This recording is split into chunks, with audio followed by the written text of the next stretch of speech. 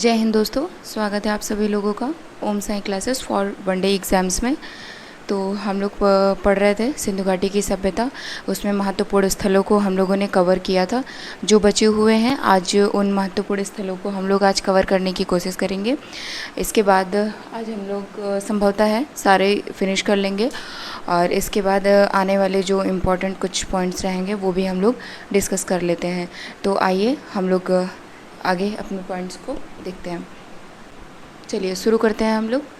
सूरकोटडा, इसकी विशेषता क्या है देखते हैं। इसकी दो विशेषताएं प्रमुखतः दो हैं। एक गढ़ी क्षेत्र,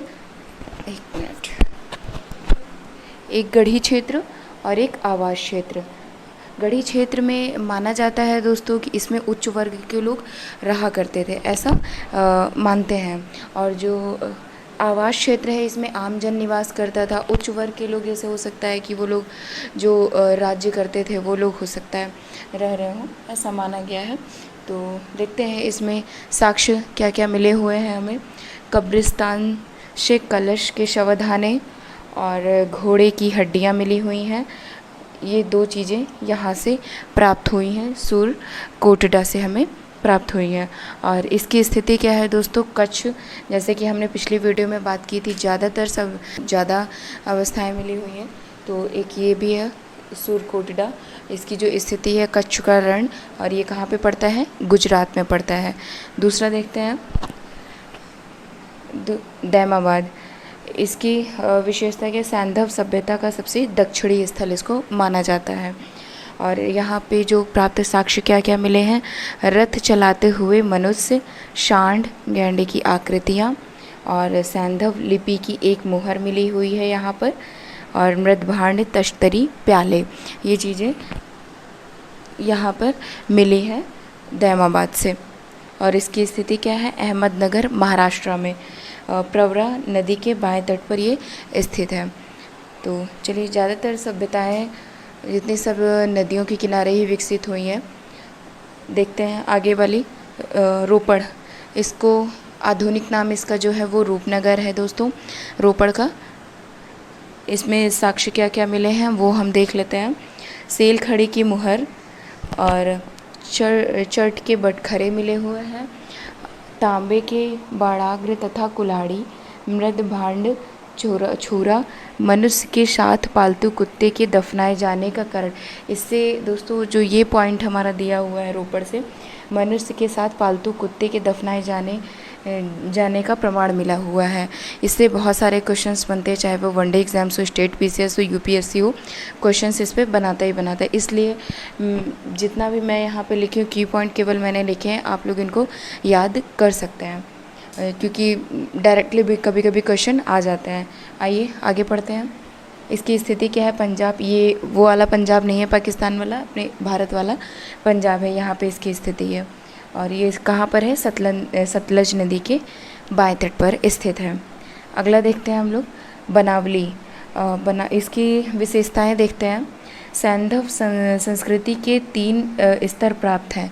इसमें जो है 3 स्तर प्राप्त हैं।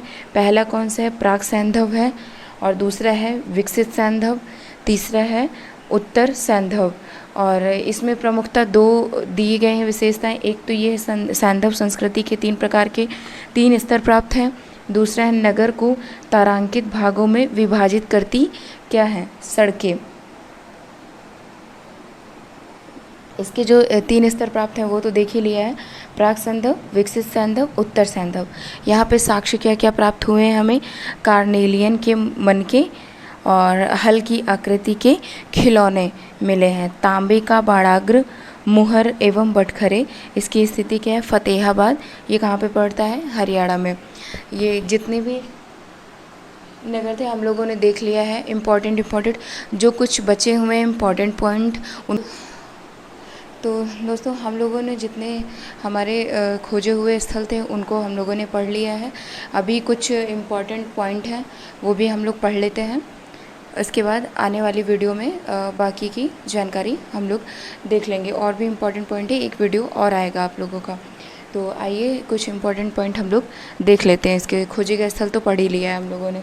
आइए, बालाकोट से हमें क्या प्राप्त हुआ है, सीप से बनी चूड़ियों के टुकड़े प्राप्त हुए हैं, कहाँ से प्राप्त हुए हैं? ये बालाकोट से। तो ये आप लोगों को याद होने चाहिए, साथ साथ में याद भी करते चलिए। बालाकोट से हमें क्या मिली है? सीप से बनी हुई चूड़ियों के टुकड़े, यानी बालाकोट से क्या मिला है? सीप से बनी हुई चूड़ियों के टुकड़े हमें प्राप्त हुए हैं। आइए दूसरा देखते हैं, मांडा से क्या मिला है? कांच निर्मित पेचदार पिन मिली हुई है। मांडा से क्या मिला है दोस्तों? कांच निर्मित पेचदार पिन मिला हुआ है। और नौसारों से क्या मिला है हमें? स्त्रियों के मांग में सिंदूर के प्रमाण प्राप्त हुए हैं। ये कहाँ से प्राप्त हुआ है दोस्तों? नौसारों से, याद होना चाहिए आप लोगों को। रंगपुर से क्या मिला है दोस्तों? धान की भूसी। आसानी से याद हो जाना चाहिए आपसे, किससे क्वेश्चंस भी बने हुए हैं।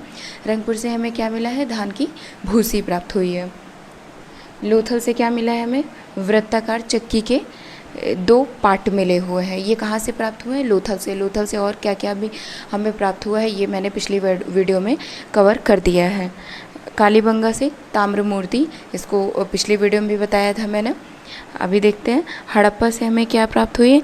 एक स्त्री के गर्भ से निकलते हुए पौधे की आकृति। दोस्तों ये वो पॉइंट है जो एग्ज़ाम पॉइंट ऑफ व्यू के लिहाज से इम्पॉर्टेंट है। दोस्तों इनको आप लोग ज़रूर याद करिएगा। जो पिछली वीडियो में भी मैंने जितने कवर किए वो भी इम्पॉर्टेंट है, लेकिन ये वो पॉइंट है जो कि डायरेक्टली कभी कभी क्वेश्चंस बन जाते हैं। हुलास से क्या प्राप्त हुआ है? सैंधव लिपि युक्त एक ढप्पा प्राप्त हुआ है। और सूत का गेंडोर से हमें क्या प्राप्त हुआ है? मिट्टी के चूड़ियों के अवशेष प्राप्त हुए हैं। और मोहनजोदड़ो पर संयुक्त पशु मूर्ति, इसमें एक शरीर और मस्तक, शरीर में भेड़ का शरीर और मस्तक में शूरदार हाथी की। तो चलिए दोस्तों, आई होप आप लोगों को वीडियो पसंद आ रही होंगी, और अगर वीडियो पसंद आती है तो लाइक और सब्सक्राइब ज़रूर करिएगा। मिलते हैं हम लोग अगले लेक्चर में। जय हिंद दोस्तों।